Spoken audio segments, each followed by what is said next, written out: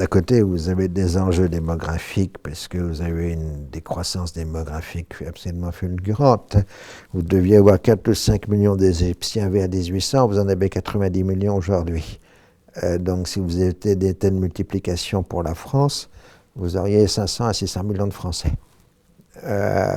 Donc évidemment, les transformations démographiques suscitent des transformations de l'espace, des problèmes de gestion de ressources et ainsi de suite.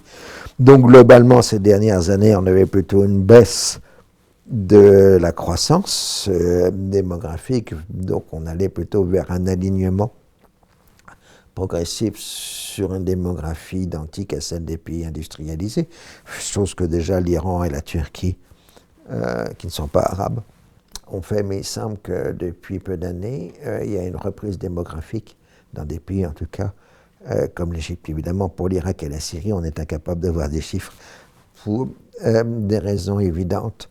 Donc ça, c'est une raison essentielle, un problème essentiel.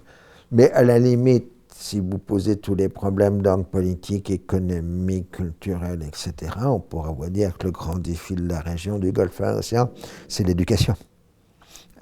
Pas numériquement, parce que maintenant, à peu près la totalité de la jeunesse est scolarisée.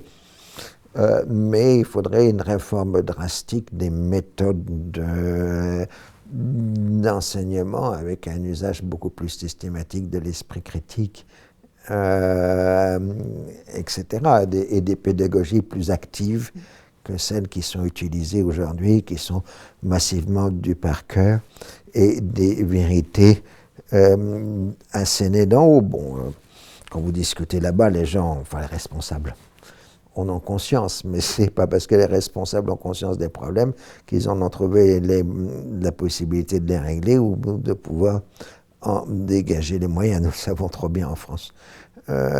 Aussi que ce genre de questions peut se poser. Mais je pense qu'en effet, c'est le problème global de l'éducation qui, s'il n'y a pas des réformes drastiques, disons que c'est indispensable pour que les pays arabes abordent mieux le XXIe siècle.